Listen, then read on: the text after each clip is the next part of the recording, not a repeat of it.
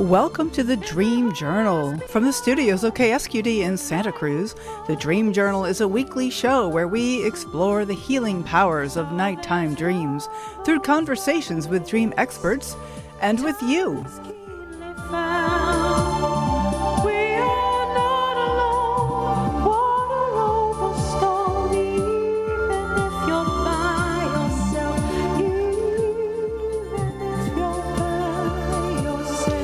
In the words of Carl Jung, who looks outside dreams, who looks inside awakens.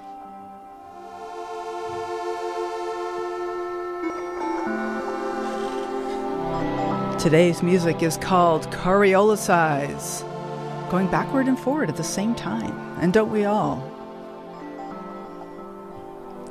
Spiritual direction, dreamwork, meditation, fine art. It's all about bringing the unconscious to light. Our guest today is Innerwork Center's Carrington Brown. I am your host, Catherine Bell of Experiential Dreamwork, and welcome to the Dream Journal. The Dream Journal is also a weekly podcast. Please subscribe, rate, and review, but most important, tell your friends. I'm really passionate about spreading enthusiasm for dreaming, and you can always say, hey, I'm listening to this cool new podcast. Not so new. What can I say? We're about to heading up on 4 years. We're approaching 200 shows. This is really exciting.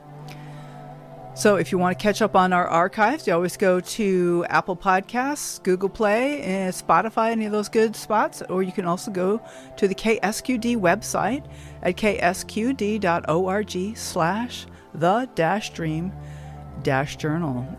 We're also broadcast live on KCXU in San Jose. So I'd like to start with my personal dream work. So there's a dream, it's part of a dream that I've been mulling over lately, which has been really wonderful image of this this person's following me through a rest stop. I'm on a journey somewhere. Aren't I always on a journey? That seems familiar theme. But I'm on a rest stop, and there's this older man, and just blue jeans and plaid shirt, and he's following me, and I'm like, I don't like it. And I turn around and try to get away. And he kind of pretends to turn away, and I go a little farther, and he's still following me. And I turn to him and say, stop it. Don't follow me. And I just don't want him to follow me, but he's still there. He disappears for a few minutes and then he comes back. And so it was just like part of a longer dream, but I've just mulling over this idea of what is pursuing me, what is following me, what won't leave me alone. And I've been kind of insomniac recently. I have not been sleeping super great. Apparently there's a lot on my mind that won't leave me alone. And it's just great to put that image together with it so that, when I'm in bed at, 3 o'clock in the morning going, am I going to go back to sleep anytime soon? To really think of this man following me. And he doesn't look dangerous. He doesn't have a weapon. But there's some way I just don't want to talk to him. And I just think there must be something burbling around in my unconscious that kind of needs some attention. And, I've got some ideas what it might be, but I think this dream really helped me recognize I just can't ignore that. So I love how just even a little part of a dream can be so meaningful. Okay, I'd like to welcome Carrington Brown. Hello. I'm so glad to be here. Excellent. All right, glad to have you on the show. Let me give you a little introduction. Carrington Brown is a retired landscape designer and mother of 5 grown sons. She lives just outside of Richmond, Virginia with her husband, dogs, and horses. She holds a BA in Fine Arts, certificates from the Haden Institute in Spiritual Direction and Dreamwork, Sacred Plant Traditions Foundation Herbal Program, and Restorative Justice Facilitation. What a range. I love this. She's also an artist, painting in oil. Carrington has a meditation practice and practices staying awake and present following George Gurdjioffs' work. You can find Carrington Brown at her webpage, CarringtonPBrownsArt.com. Carrington P. Brown's Art. So, Carrington, you have really a diverse series of interests of things that I'm all very interested and excited. And I met you through the Innerwork Center, which is this wonderful organization in Virginia that has lots of personal growth kind of exploration things. But maybe you can tell us a little bit about how you first got started with dreaming, and also just personal growth in general. Yeah, well, I've always been a seeker and interested in a lot of different things, from, being a young girl interested in fairy tales and Celtic myths, which I think a lot of us are. Mm-hmm. But I guess I went to the Haden Institute in Spiritual Direction because I felt like I needed to know more about my faith, because as I also taught yoga, and I felt like I knew more about the Hindu myths than my own Christian faith. Mm-hmm. So I went to the Haden Institute, and a big part, it's Jungian based, which was why I was called to go there. I think that piece was really important to me, and Dreamwork is part of that spiritual direction program, because they use dreams as a tool in the spiritual direction. So after 2 years of that, I got so fascinated in the dream work that I signed up to take the 2-year dream course. And it was so interesting because the night before I was supposed to go down to our first intensive, I had a dream that I was in a garage, in my childhood garage, and there were 2 dogs with me, and the door came down, and it was, open just enough that I could get my hands out, but I was trapped and the dogs were barking. Mm. And when I woke up, it was so clear to me that I had not let myself be awake to the fact that I was really anxious about committing myself to a 2-year course and paying a lot of money. And I was worried that I was going to be trapped in this very small container. And when I got there, it was totally different. I mean, I had a Sufi guy, a nun, a Christian, a Southern Baptist. It was a whole myriad of different faiths and religions, and it turned out to be a wonderful experience. But that dream helped me to be aware of what I was worried about. So then anyway, after graduating, I became involved with the Innerworks and started some dream groups, and I had some ongoing dream work and do some classes and workshops in how to start your own dream group. And I just think dream work for me is just another tool in our toolbox to discover the unconscious. Oh, say more about that. What is that? What is the unconscious, and what does that mean? Why is that valuable? Well, for me, I study George Gurdjioffs' work, which just is about being awake. And I have a group that I meet once a week, and we do exercises each week to wake you up. It used to start out with maybe every time you're at a stoplight, notice you're at a stoplight and take 3 breaths, or every time you go through a room, notice that you've passed through a doorway, or brush your teeth with your left hand for a week. And it's amazing how little things like that can wake you up to your habitual reactions. So if we can uncover what's going on in our unconscious, I think it helps us to respond to situations and not react.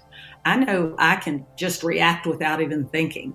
And I think if you are aware what's going on in that subconscious, then you can take a pause and you can respond instead of react, if that makes sense. Yes. Okay. And so by kind of, it actually sounds a little bit like some lucid dreaming kind of practices where you can become aware in certain waking life moments. And then you might even notice, actually, maybe I'm dreaming right now. I'm fairly often in a car while I'm dreaming. So that might be a way. So it's interesting, but I hear people talk about lucid living. Like, is there something about being aware of these habitual reactions that can bring some lucidity even to waking life? Oh, exactly. I mean, how many times have you been in a car and gotten home and don't even remember the trip? Totally. I mean, yes. So, I mean, that's what, looking at the stoplights when that was our assignment one week, or the stop signs, it was just how many times I just reacted to them without even thinking about them. So I think dreams dreams can show your ideas, your beliefs, your feelings that a person is not even aware of. And in this dreams, they're expressed in personal symbols and metaphors. Mm-hmm. And that's what's it's fun, but it's serious work, but it can really drop a light in the darkness, as Jung says. Yeah, absolutely. Right. So, I mean, I'm wondering, what approach do you like to use? I know you have the Haden Institute bag of tricks. There's like a lot of different approaches there. But like, what do you find is the most fruitful way of looking at dreams and bringing them to making that part of that unconsciousness, bringing the unconsciousness to light. So what is your approach to, say, a dream? Right now, when someone tells me a dream, or we work with a dreamer group or a dream of mine, the first thing I look for is emotion in the dream, because that part of our brain that is structural and vertical is asleep at night, and the emotional part is awake. So if you can look for the emotion in the dream, maybe the symbols that are in the dream, you write them down, and then you circle the one that has the most energy. So if you look for the most energy, where the emotion is in the dream, it usually can give you a key to understanding that symbol. And often, you wake up from a dream, and right away, if you can catch the emotion, it will help you to figure it out. I mean, how many times if you had a dream and you wake up and you're worried about something, and you wake up in the morning and you feel better? I mean, dreams help us whether we work them or not. It's unconscious. It's our brain's way of solving problems. I mean, you've heard of Paul McCarthy hearing the words to the melody to Yesterday, or what's his name who invented the sewing machine? Oh, yes. Dreamed of the pot. And the natives are sticking spears in. He looks at one of the spears and it has a hole at the top, and he wakes up and like, oh my God, that's where I put the hole in the sewing machine needle. So there's so many instances of that happening while we sleep, because maybe the parts of your brain that are keeping you from seeing something undiscovered, when they're asleep, you can discover them. And I love that you say that it doesn't matter even if you work with a dream, that they're somehow doing a job, even if the ones we don't remember. Yeah, I think that's where science has come in lately. I think sometimes you'll talk about dream work and people put it in the new age woo-woo category. But if you read about the science, it's been determined. I'm a big fan of Robert Haas and his books. Yes. I mean, he can talk about dreams in a very scientific way. They used to think it was just excess energy, believe that dreams are the result of our brains releasing excess energy. But now with, like I said, Paul McCartney, Stephen King, the man who invented the sewing machine, and the mapping they're doing of our brains, they're discovering what's going on. Like that linear part of our brain goes to sleep, and the part that processes emotion is awake. So again, that's why we dream in spirals, and sometimes they're hard to write down because they're not linear. And there's so many books on the new science. I just have to stop you, Karen. I've never heard that phrase exactly, and I love that we dream in spirals. Well, I know I do. I'm always in our dream group when someone comes forward with a dream, and it's this wonderful tale, like the hero's journey. And mine are always crazy. They're always spiral, and I don't know.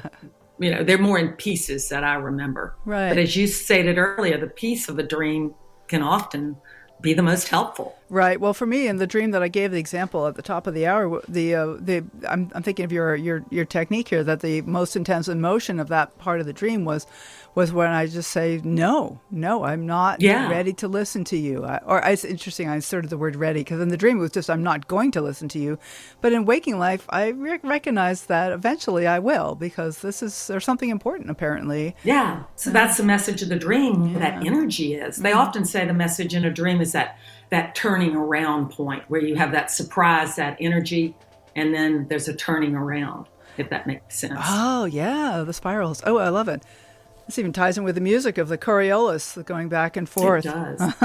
For instance, I have, with 5 children, I always have, various issues, problems, or happiness, whatever things are going on. But one has had sort of a serious health problem, and another was going through something. And I had this dream that I was putting these fillets in the freezer. They look like, big chicken breast fillets.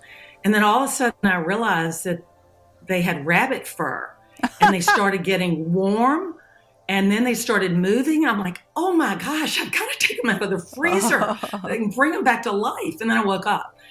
And, in thinking back about that dream, I'm trying to move forward in my life, act as everything's normal, not lose precious moments of my life by worrying about my children. Mm-hmm. But that dream was sort of telling me it's okay to worry. They're not frozen. They're alive, and you can take care of them, and you don't have to, it just helped me to sort of not worry all the time. Yeah. To live those moments and realize you still worry and you have love, but that's okay. Right, exactly. And I love how that dream helped you, and it's not always easy to put it into words how they help, which is one thing that I feel like this show is maybe making a small contribution, is to recognize, to try to name the wordless, like put things to describe things that really are ineffable, that can't be put into words. But there's something like a shift. There's a turnaround, like you said. And it may be really small, but it helps. You just move on with your day in the light. Yeah, in the light, right? Get it out of the freezer. It's alive. Yeah, exactly. But I also think about dreams. So many people will ask me about dream dictionaries. Oh, yeah. And, I think if you're desperate to get some ideas, you can use a dream dictionary. But I remember one class I did, it was probably Bob Haas, but he held up a picture of a door. And he said, okay, I don't want you to name this object, but I want you to tell me the function. What's the function of this? And if you go around the dream group, the circle, everybody who's working on the dream, one will say, oh, that's to keep people out. And someone else would say, oh, no, it's to keep me in. And one of them will say something completely different. So when you look up red, to one person it's fear and anger, another person it's passion and love.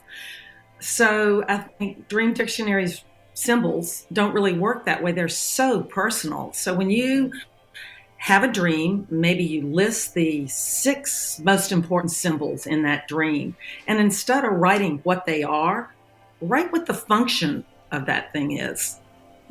What does it mean to you? And that really helps me, especially in a dream group when you're putting your personifications on the other person's dream. Because that's what we do, the Haden method. You take the dreamer's dream on as if it were your own. Yes. And so the dreamer listens, and you say, if it were my dream, it would mean this. And the dreamer can take it or leave it. But it's sort of, I tell people as a landscape designer, I help people with their yards for 40 years. Right. But when I have to do my own yard, it's really hard.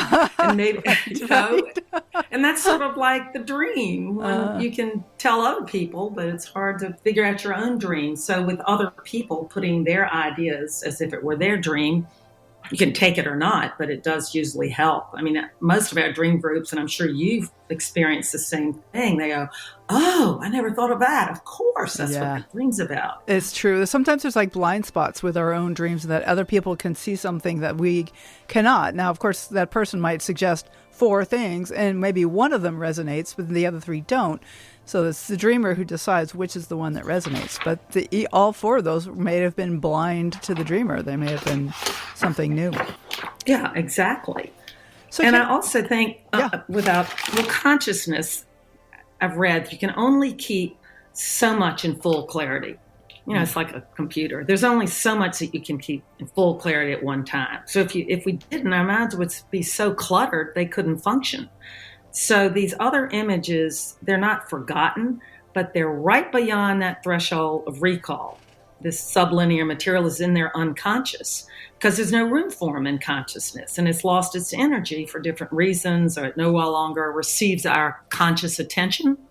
So I think Jung says just as conscious contents can vanish into the unconscious, new contents, which have never been conscious, can arise from it. I think he says like a lotus from the mud, or a lotus from the darkest. So I think if we can understand that the dreams are maybe bringing some of these buried things that we just can't always carry around in our conscious minds, it helps us to be more awake and aware in our lives. I love that. That's amazing. So I want to say we got an email, so I want to share this email. Thank you, Marilyn. Thank you so much for sending us a dream.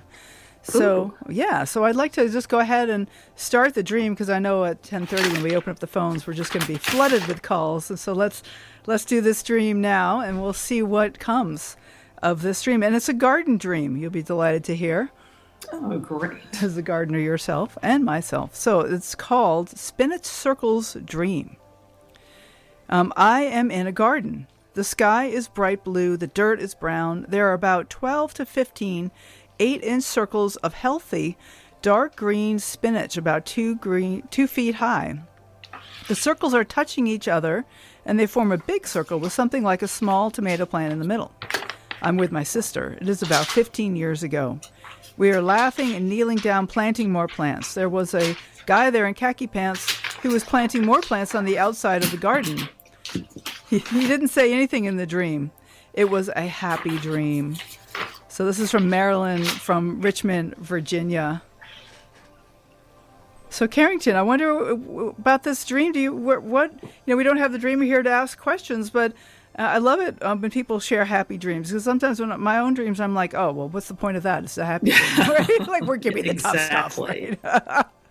And yet here it is. And I'm so glad that Marilyn shared this dream. And do you have any ideas about that, or any response to this? So there's circles of spinach in the garden, and I'm planting them with my sister, and there's a man standing outside the garden.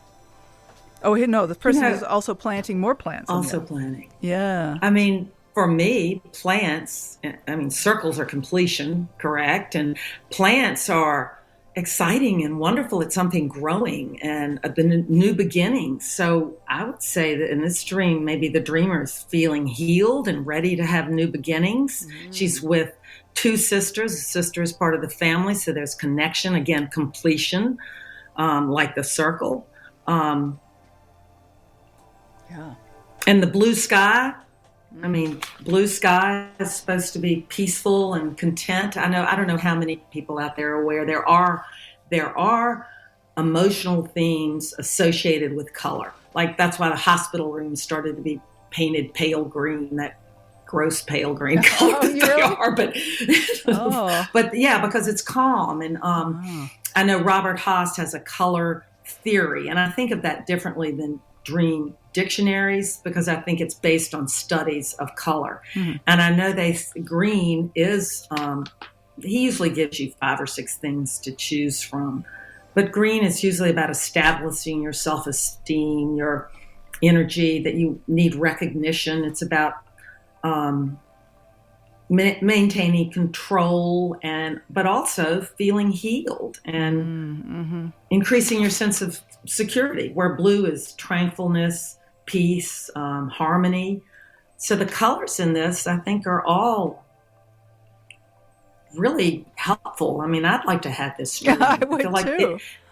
Doesn't it feel like new beginnings to you? Definitely. Maybe? There's something in like I as a dreamer am planting these things, and it's this big circle, and there's something in the middle like a small tomato plant. And so we have the blue and the green, and for me, even that brings on the potentiality of red. Like the red, there's no tomatoes yet, but there's something I'm planting that's going to bring some spark of redness in here, for me as I like explore this dream, that not only am I like tranquil and happy in the moment, but that I'm planting for the future. Because spinach, they sound like they're pretty much ready. These big they're big 2 feet high spinach. That's a lot of, that's really tall. That's a lot. And spinach for me, maybe not for the dreamer, but in my dream, spinach is something that's really nourishing. Yeah. It's good for your body. It heals you. It's a really healthy A lot of minerals. thing. Yes. A lot of minerals. Yeah. Exactly. Yeah. And so this is, thank you for sharing this dream, Marilyn. I really love this. And this is like an example of how going to a dream group is beneficial to everybody in the dream, even the people who don't get to share a dream at that particular meeting, and that there's some way about witnessing other people's dreams that we get to take the dream on as our own. And that's one of the things I really love about groups, is that it kind of adds to my vocabulary of images. And so here's this beautiful, happy situation with my sister, and there's a man who's helping, and there's allies here. There's a lot of growth and happiness, and I can really bring that into my own imagination. We also try to, with a dream like that, to perform some sort of ritual or something for the dream, whether it's you go plant a seed or you draw a picture, or we ask the 6 magic questions that is, again, in Rob Haas's book, where you take the spinach and you say, what is the spinach? What is it and what's it trying to tell you? And you have 6 questions that you can ask, and it's amazing usually what that does. Well, can you give us an example of just maybe 1 or 2 of those 6 questions?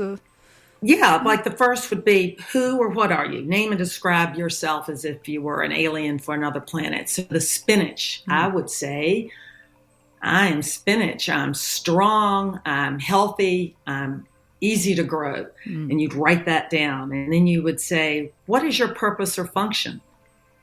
I think the purpose of spinach is to provide nutrition. What do you like about what you are? I'm like that I burst out of the ground and I'm dark green and I'm strong. What don't you like about yourself? Maybe I don't like the fact I don't last in hot weather. I wilt when things get hot. What do you fear most? I fear most being eaten by some animals. And what do you desire most? I want to grow and be as big as I can. And then the last question be, as that dream image, what do you wish to tell the dreamer? Then you go back and leave out spinach and write the answers down. Like, I didn't write them down as I was talking, but I'm saying I am strong. I help people. I'm nutritious. I like that I'm strong. I don't like that when it gets really hot that I wilt. And I fear that I'm going to be eaten. I'm going to be destroyed. And I desire most to grow and be healthy and be my best, fullest self. And I think the dream image is telling me to go out, grab it, go for it, but don't wilt when things get hot. Oh my goodness. So maybe in that dream, the same thing. The dreamer's in a new beginning. She's planting this garden and she's got this fear. Now her fear might be totally different than mine. But from my dream, that would be my message. And I think they are magic questions. I think they're really, and you can do it to your own dream. You don't need a dream group. So I always tell people, if they're somewhere and they have a dream that's really bothering them, to use that. I know I'll be at a party and somebody will want me to interpret their dream, and I can't do that. You've got to be in a space where you can quiet your mind and treat it a little more with a ritual. And so I say, look, I'll email you the 6 magic questions when I get home, or text them to you, and then you can answer your dream, because it's not a party game. Like tarot cards. You don't do tarot cards at a party. It's not a... Yeah. Oh, I love that. When you shifted from speaking as the spinach to speaking as the dreamer, something really shifted for me, that I could really take on those characteristics and talk about my fears and my hopes. Yeah. And I'm very curious if Marilyn maybe applies those same questions herself to find out what she discovers, because it may be, as you say, quite different from what you just did, since you're different human beings. Exactly. I mean, that's the whole thing about dreams. They're so personal. They're hieroglyphics, but they're not universal symbols. I mean, I've had groups with collective dreams, especially during the pandemic. And I think most people, when they dream about their teeth falling out, are dreaming about their ability to stay alive and nourish themselves. Some things seem to be very similar. Okay. But, someone who's recently undergone some teeth surgery might have some different association with that. Exactly. So, Carrington, this is really wonderful. This is Carrington Brown, and we're going to take a short break. You can find Carrington Brown at, let me go look. The web is, okay, carringtonpbrownsart.com.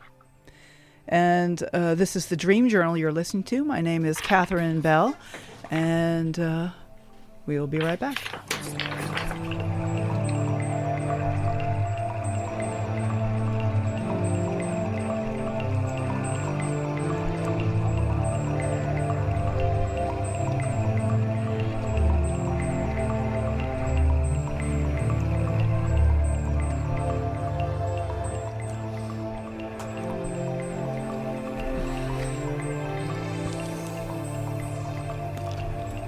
My guest today is Carrington Brown from Richmond, Virginia. My name is Catherine Bell, and you are listening to the Dream Journal. So Carrington Brown is also an artist, and she has amazing art at her webpage, which is carringtonpbrownsart.com. And there's just something very luminous about the art that you have there, and there's just something that really shines through. And I wonder what is art like for you? Do you view your art as also part of your personal growth path, part of your inner work? Yeah, I think when I paint, I have no sense of time, which is great. I think that's about really being awake and present when you're doing something. And for me, it's something I enjoy doing. I went to Pratt in New York, and then I came back and taught art at school and got married and had all these children and didn't paint forever, and then decided that after I retired from landscape designing, my husband said, "Why don't you ever paint?" Gave me an easel. I never used it. And then I finally decided after I retired I'd use one day and I'd paint. And if I didn't like what I was doing after a year, I'd quit. Because, when you're young, you want to sell your paintings for $1 million and you can't support yourself. Therefore, landscape designing. My painter friend, who was a very successful painter, said, I left my children and quit my job to be a painter. And I said, well, I can't do that. But right, that's a different choice. Yeah, she said all your creative energy is going into the landscaping, which is true, because during COVID, I did some landscape plans and I didn't paint after, because you're using your creative energy in another way. Yeah. But so anyway, I painted for a year, and then I started to sell my work and make enough to pay for my paints, which I'm goal-oriented, so, child or depression parents, so that made me very happy that I could make the money to pay for my paints. And then I enjoyed it. It wasn't, I think when I was younger, it was trying to make it a successful career, and when you get older, it's all about enjoying what you do. So for me, it's something I really, when I can devote time to it, I really enjoy it. And I love painting nature and animals, and I'm not a plein air painter. I do try that, but I do love just kind of painting images that I photograph and play with. Right. Well, there's something about losing track of time that for me sounds like it's a very meditative kind of space, and that it's exactly kind of an inner thing where the mind can quiet, or at least it's focused on certain specific things. Like I do drumming. I have a drumming group I drum with every other week.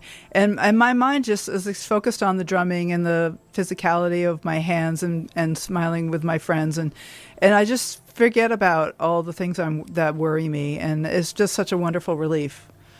Exactly. I never think about, oh my gosh, I didn't do the dishes. The sink's a mess. Or, sometimes I go out there in my pajamas and never change them all day, and my husband will come home and say, "You never got dressed."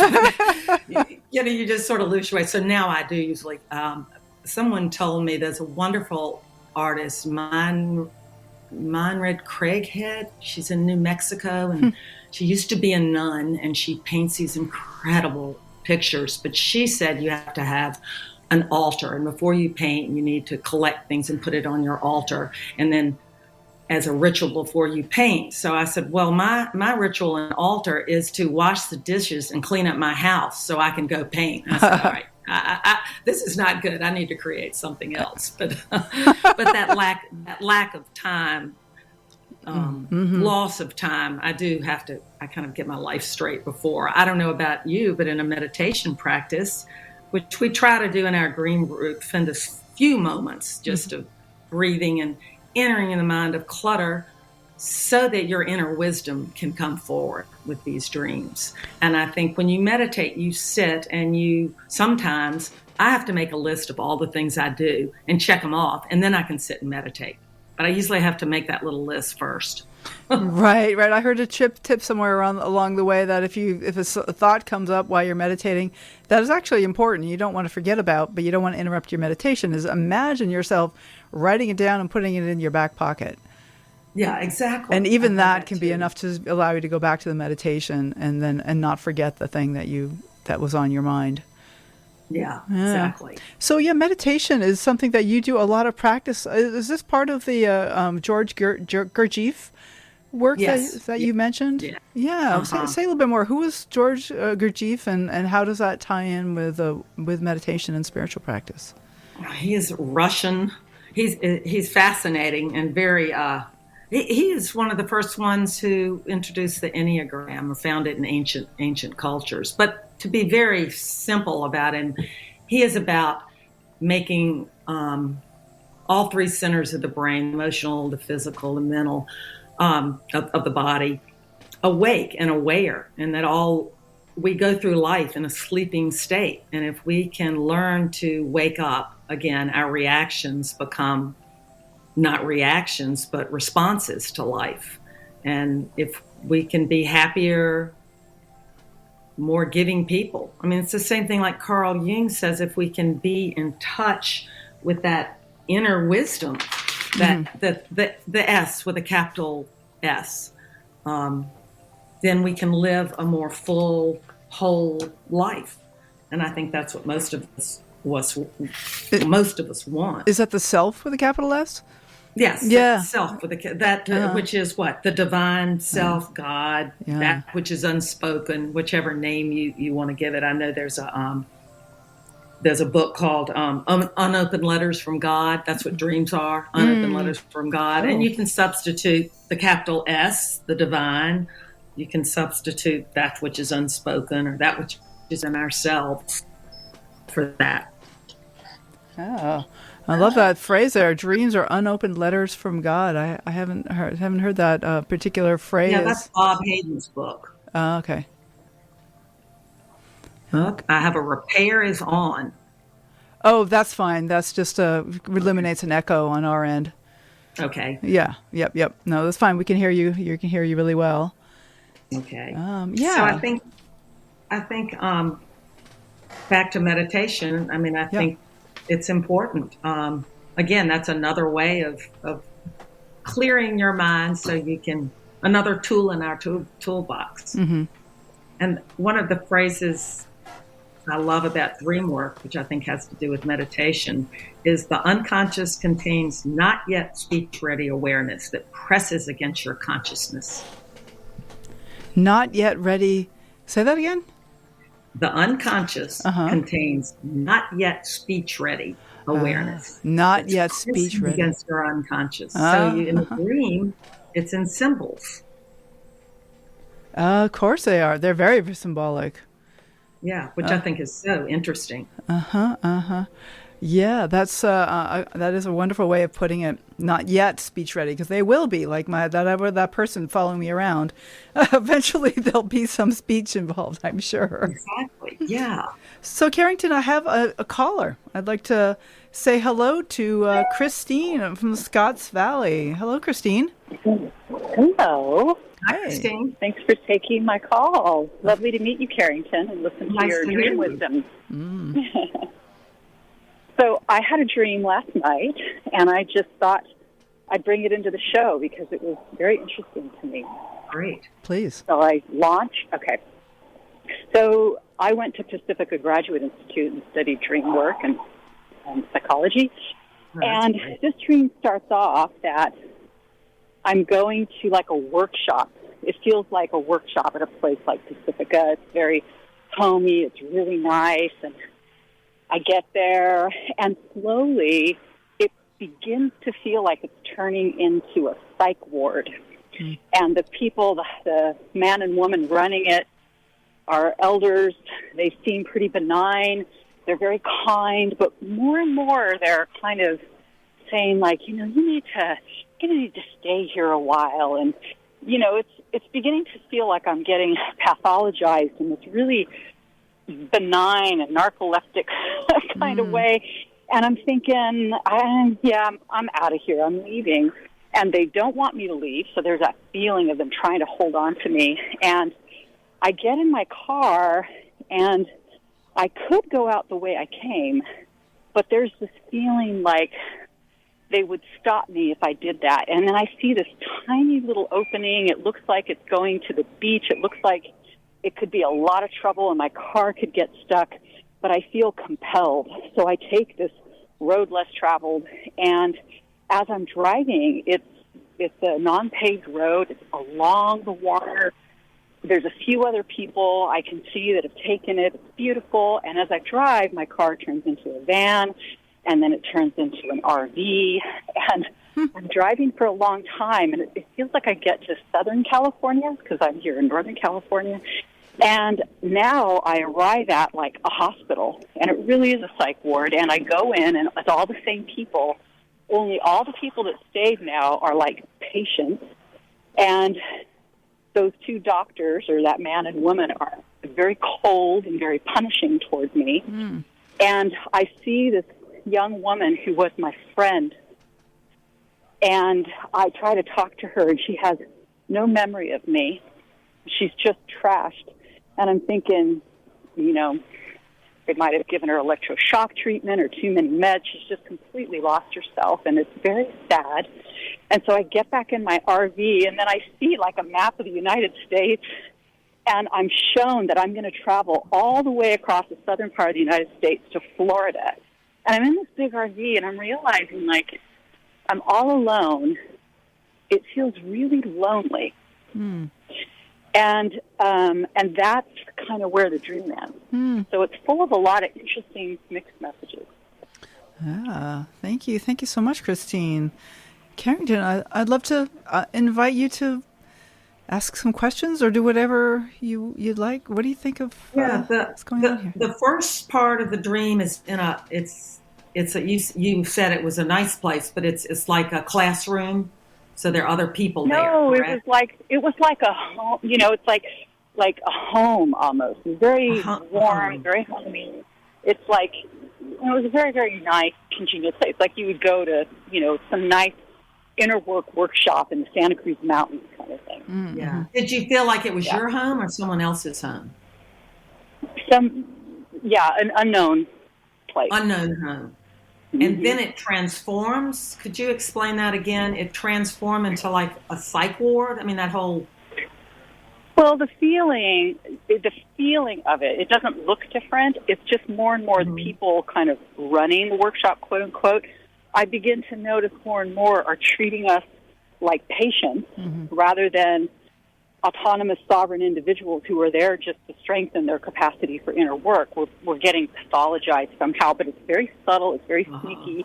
It's very hard to identify. It's just something I sense and observe. They seem pretty nice, but I'm like, this isn't good, and it's not for me, and I got to go. Mm. So where would the most energy in this dream be for you? Of all the leaving, being there, being in the RV, feeling, where's the most energy? I would say the most energy, there were 2 points. One was seeing this road that looked like it wasn't really clear that it was going to be a passable road to successfully get me out of there, but I felt compelled to take that path, and so I did. Mm-hmm. That had a lot of energy. And then, of course, the deep loneliness was very powerful.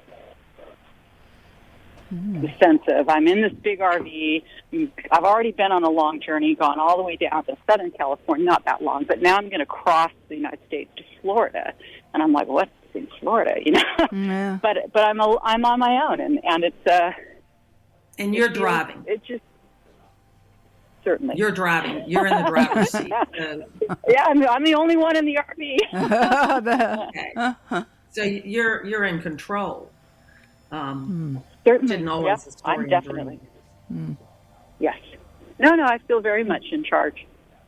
And so there's no one else in the dream but the other people who really aren't. I mean, you're really the only one in the dream. Does anyone speak in the dream? Well, they do. Yeah, they speak to me while I'm in the nice place, and then when I get down south to this place that really is a psych ward, they speak to me. They're very cold. They're very rejecting. But no specific words, just the feeling. They're speaking to you and you get the feeling, but there's no... The only specific phrase is the one that comes from the young woman where she says, I don't remember you. Oh. You know, I don't know you. I don't, and we were really good friends. Oh. Painful. Is that woman, she was a real, you knew her then in life? I mean, she was a good friend? She was one of the original participants. Okay. I was going to say, give 3 words to describe her. Just 3 brief words. Young, beautiful, and lost. Lost. Wow. Lost. Yeah, I mean, she doesn't know herself anymore. We were friends. We were in the original workshop together, and now these people have somehow gotten their things into her, and she's forgotten herself, and she's forgotten us and our friendship. She's lost. Mm-hmm.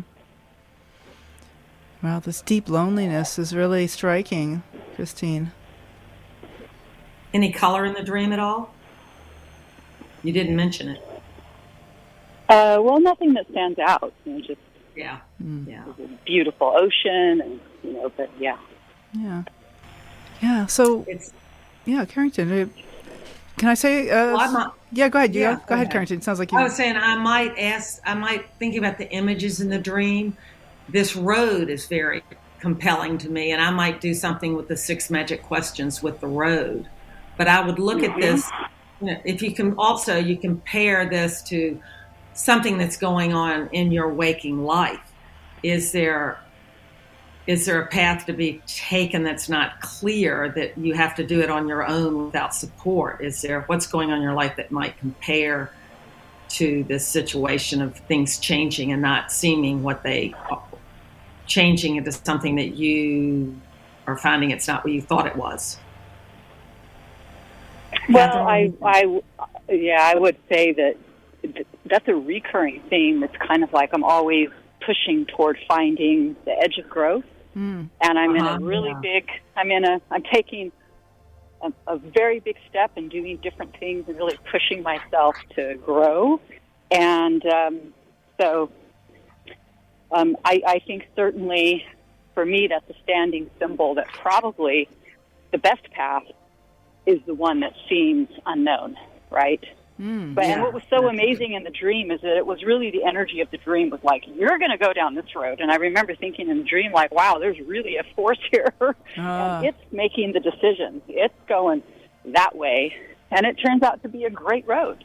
Not many people know about it. And, beautiful drive. So maybe that's your unconscious telling you to don't worry about it. In the dream, you've worried about taking it, and then you find this surprise. And the surprise, they say, is always the answer in a dream.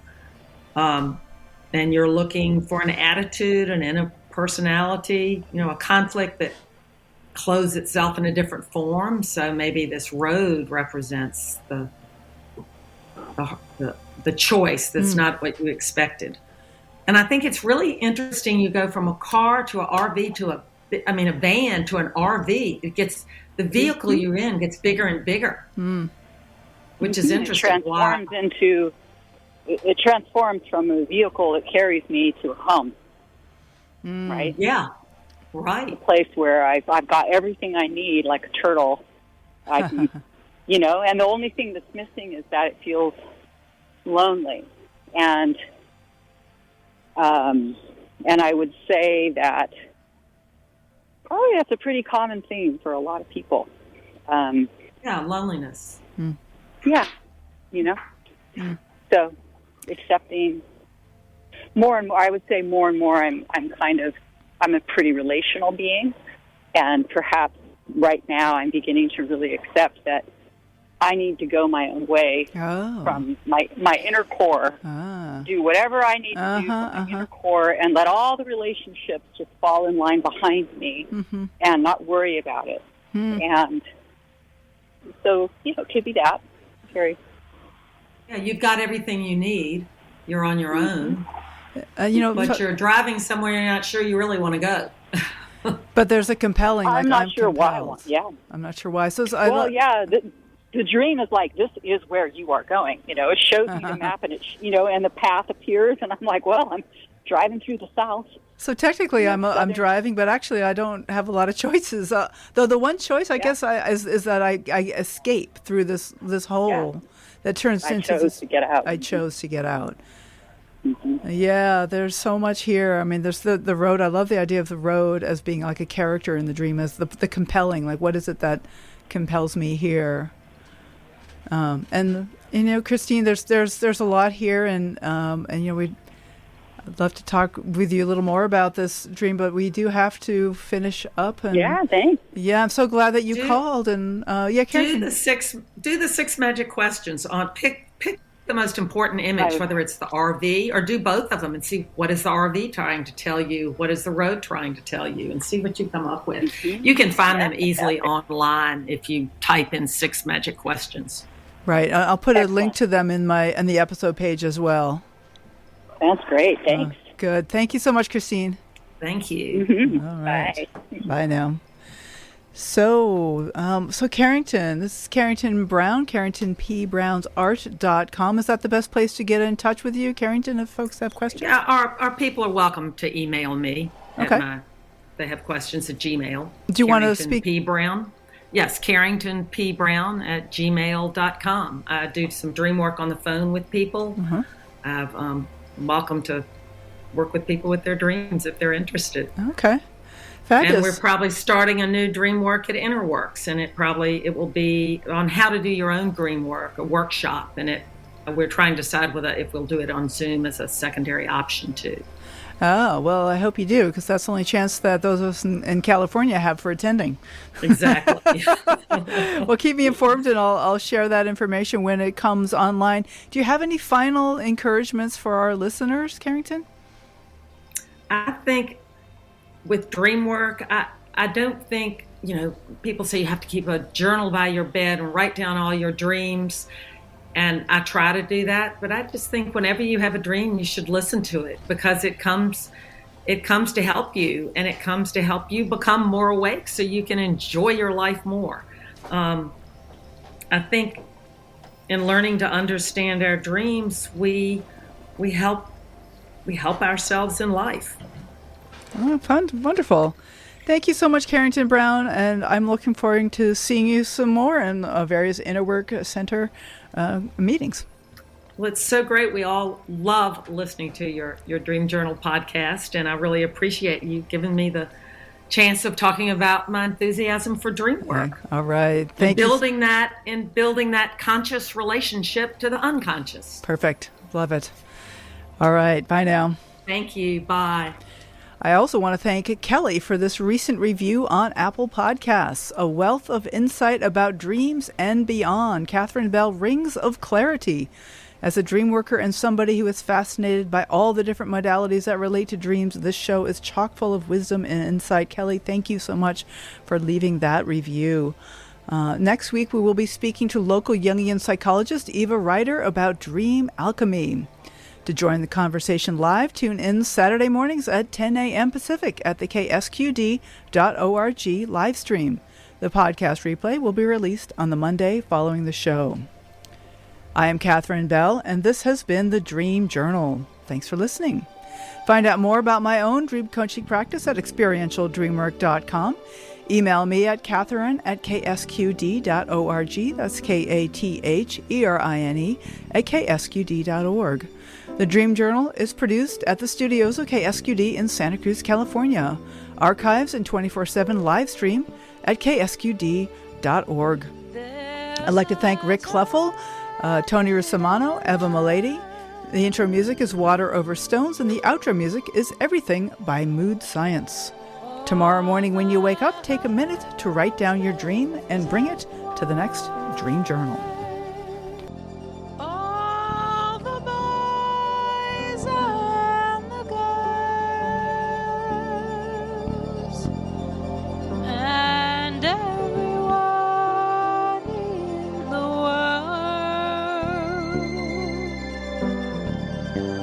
knows that much is wrong, but much more is right.